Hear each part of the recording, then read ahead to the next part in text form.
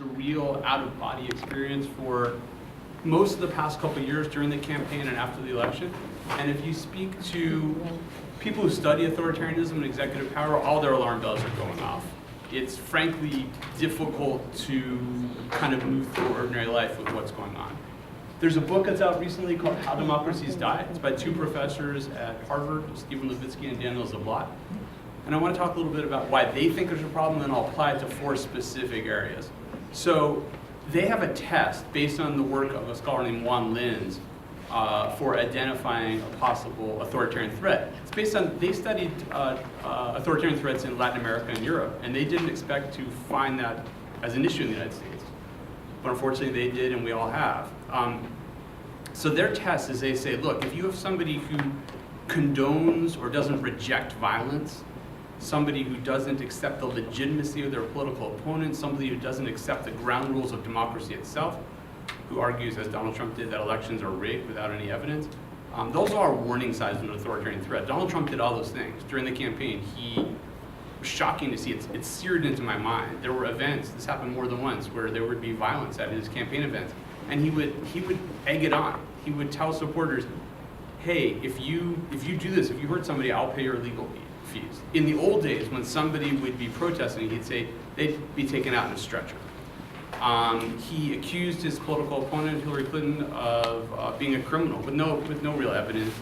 During one of the debates, I remember this moment very well, he turned to her and he said, if I were president, you'd be in jail. After that debate, Steve Schmidt, who's a Republican, and as I say up here, this is not a partisan issue. This doesn't have to do with whether you're a Republican or a Democrat. The key dividing line to me in the United States right now is between people who believe in constitutional democracy and authoritarians. And Stephen Schmidt, he's a Republican. He worked on the McCain campaign in 2008, worked in the Bush administration. After Donald Trump said that, Steve Schmidt was on TV and he said, Donald Trump has just disqualified himself. In the United States, we don't put political opponents in jail just because we don't agree with them. Unfortunately, Steve Schmidt is not the person who decides elections in the United States, nor should he be, obviously, but he wasn't right about that. It didn't disqualify Donald Trump. And I want to talk about 4 areas. So Levitsky and Zablat say there were reasons to be concerned about Trump during the campaign, and now we know he's an authoritarian threat. I want to make clear, he's not Hitler, he's not Vladimir Putin, but authoritarians, as Tom Popinski, that's a scholar I'm linking to there, says, in the United States, we think of authoritarian, I think as in general sense, people in the United States think of authoritarianism as jackbooted troops marching down the street. Certainly is the case for me. I remember having a nightmare in 1994 after the election when Newt Gingrich became the Speaker of the House. And I think a lot of scholars draw a straight line from Gingrich to today in terms of authoritarianism in the United States. He made the opposition the enemy in a way that hadn't been done, at least in recent history in the United States. And I had a nightmare that night about jackbooted troops marching down the streets. Authoritarianism doesn't have to come that way. Tom Popinski studies Malaysia. It's a kind of, as he calls a boring, intolerable form of authoritarianism, where people go about their daily lives, much as they do here. Donald Trump has not succeeded in enacting authoritarianism yet, but he is certainly trying. And there are 2 key ways I want to talk about. One is a way in which he's challenging what I call norms. Norms are not laws, they're customs, practices, traditions, things that everyone kind of agrees with voluntarily, like that you don't, and it's not illegal to say that you want to put your political opponent in jail, but in the United States there was a norm for many years that both parties respected, both major parties respected, that Donald Trump violated. It's not illegal for a political candidate not to turn over their tax returns, or when elected not to divest themselves from their business interests. It's a norm everyone's followed in American politics for decades. So that's one idea I'll talk about, the way in which norms are being violated. And there's another problem as well. Some of the conduct may violate the law. I'll talk about 4 areas, and I'll be quick though, because I do want to take questions. 1 is threats to judicial independence and the justice system. 2 is white supremacy, bigotry, white nationalism, ethno-nationalism, different forms of bigotry. The 3rd is what I call kleptocracy concerns. Donald Trump basically cashing in on the office of the president. And the 4th is threats to freedom of the press and dissent.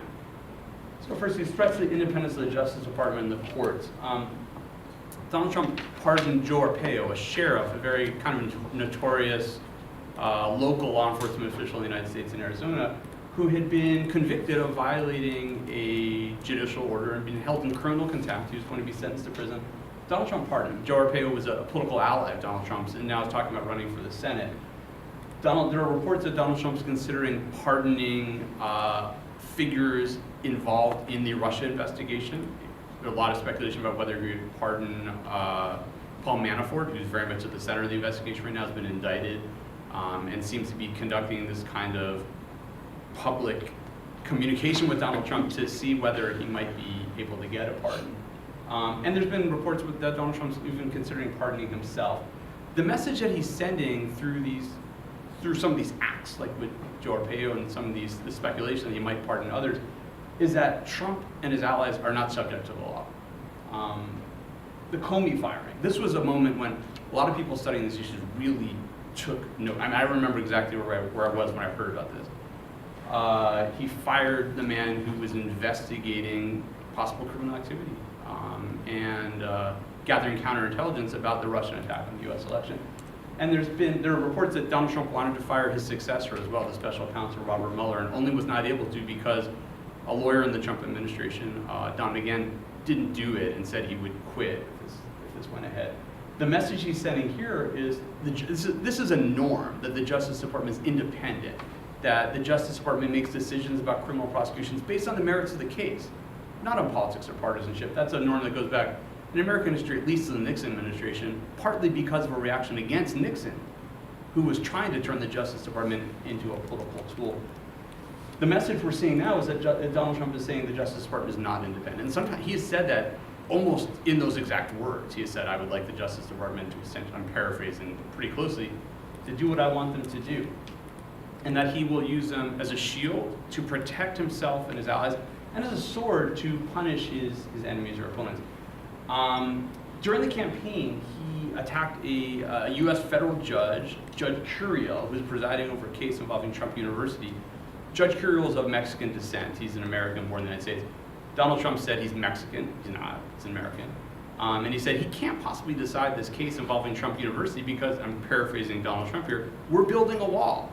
Donald Trump during the campaign said he would build a wall between the United States and Mexico and have Mexico pay for it, which is obviously not realistic. But he said this man cannot decide the case because of his ancestry. At the time, Paul Ryan, the Republican Speaker of the House, said that's the definition of racism. He's saying he can't do his job, Curia, because of his background. After the election, there was a judge in Seattle, a man named Judge Robart. He was one of several judges to rule that the travel ban that the Trump administration had implemented needed to be stopped. It was not legal. When he did that, Donald Trump tweeted that Judge Robart himself should be blamed if there are terrorist attacks. Very dangerous signal he's sending there. Some of these actions involve norms, as I say. When you say that a judge should be held responsible for a terrorist attack, that's not illegal under US law. US law is very protective of free speech, but it's something it's impossible to imagine any recent US president saying something like that. It's a norm. US presidents have been unhappy with decisions judges make, and they sometimes criticize them, not in those terms.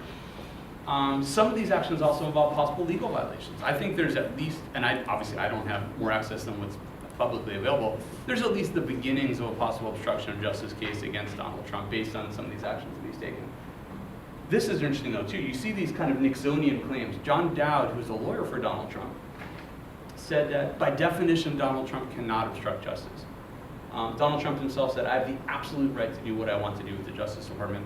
Levitsky and Zablat, who I mentioned before, who wrote How Democracies Die, say one of the things authoritarians do is they try to knock out their political opponents, put them in jail if they can, or threaten to put them in jail, Donald Trump has done. And they try to change the rules of the game. So in the US system, the rule of law applies to everyone. The president's subject to the rule of law. The framers of the Constitution explained we're breaking with the British monarchy. The president's not above law. Donald Trump is saying, actually, I can do what I want. His lawyer is saying the president cannot obstruct justice by definition. It's reminiscent of President Nixon, after he resigned from office, infamously said in an interview with a journalist in 1977 that when the president does it, it means it's not illegal. Trump's words call that to mind. And as I say, overall, Trump, what he's saying here basically is, the law is a tool I use. It does not apply to me in the same way that it does to other people, and I choose selectively whether it can be used to help my friends or to punish my enemies or to attack my opponents. It's an attempt to politicize law enforcement, which raises concerns both in terms of norms and possible legal issues. Let me talk quickly about this very important issue involving racism and bigotry. This really caught me during the campaign, and it did not get enough attention. It still doesn't. But during the campaign, this was before the election. September 2016, Andrew Anglin. He is a self-described Nazi.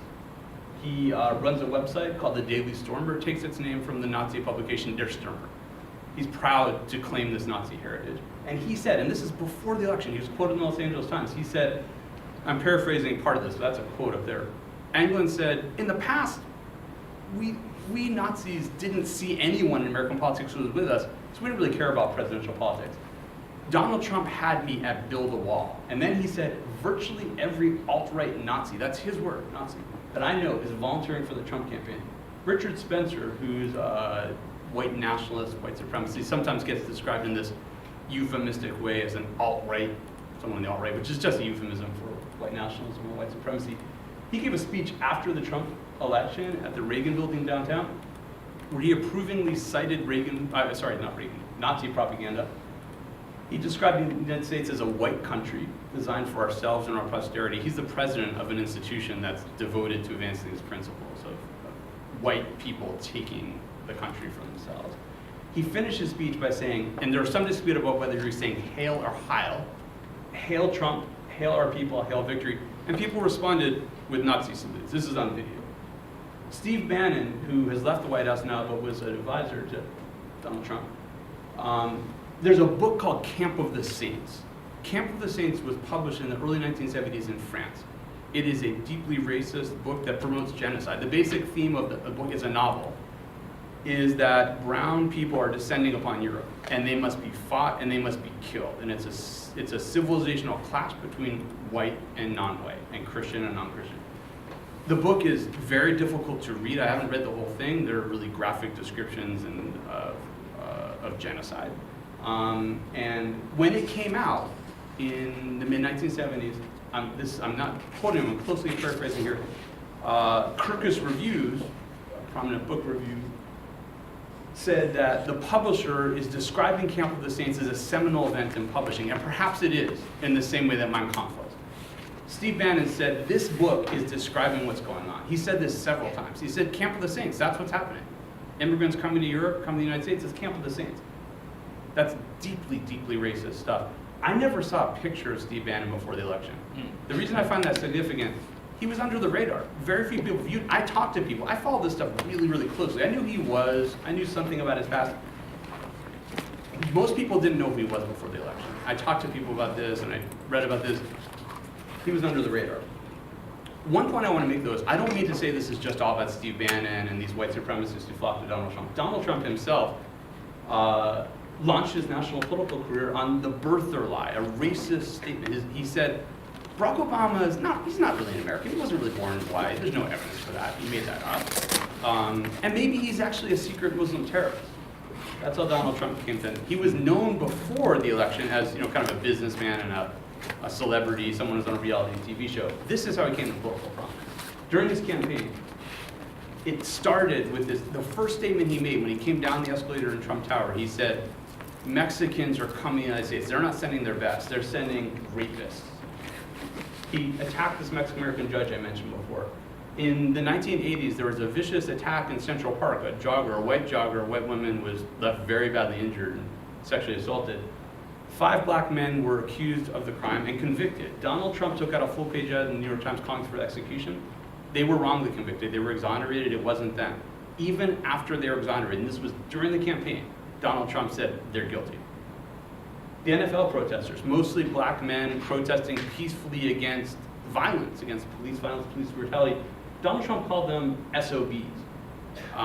The contrast here, after Charlottesville, there was, I can't get this image out of my mind along with many others, these faces contorted with rage, marching down the street in Charlottesville with torches, with Aryan and Nazi flags, and they were shouting Nazi slogans. They were saying Sieg Heil, marching down the street. There were men with semi-automatic rifles outside a synagogue, and the people inside went out the back because they were understandably afraid, and one woman was killed.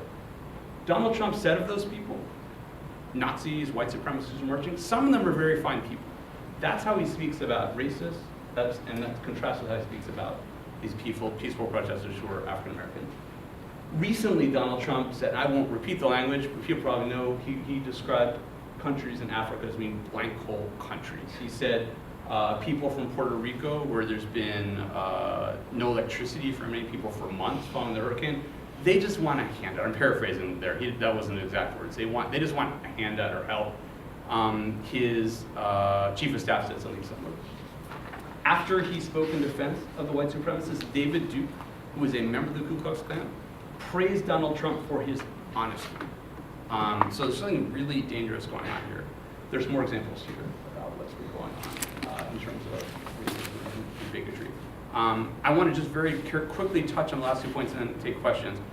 The kleptocracy concerns, we've never seen something like this in the United States. A president who is openly cashing in on office, which raises concerns about conflicts of interest. There have been indictments of people in the Trump campaign that involve conflicts between their financial interests and what they were doing during the campaign. I don't mean to say the same applies to Donald Trump, but there are certainly concerns that are raised here. And there are national security concerns as well. When you have somebody who is making money at the Trump Hotel, is a couple blocks from the White House, people from other countries can stay there and curry favor with the Trump administration. In fact, they're almost expected to. Diplomats from other countries have said, this one diplomat in particular said, I'm paraphrasing, what am I supposed to do? There's a hotel right there. I'm not going to stay at this hotel. I've got to go see Donald Trump. I want to stay at this hotel and tell him it's great. And nepotism is part of this too. Donald Trump's family is benefiting. Some of them are working in the administration, and some of them are gaining, cashing in on access to the administration. Donald Trump Jr. is paid very highly for speeches he gives, both in the United States and outside the United States, and so it raises concerns as well. The last point I'll touch on is threats of freedom of the press and dissent. Donald Trump, and this is one of the warning signs that Levitsky and Zabot mentioned, this really caught me. Right after the election, Harry Reid, who is an outgoing senator, been a senator from Nevada for a number of years, the Senate minority leader, he gave a speech on the Senate floor after the election saying, I'm concerned about the Trump election and what this means. Kellyanne Conway, an advisor to Donald Trump, said, Harry Reid better be very careful in a legal sense. That really chilled me. This is a US senator, and she was threatening. There are other examples of this too, that's just one. So let me stop there. I want to take questions that people have.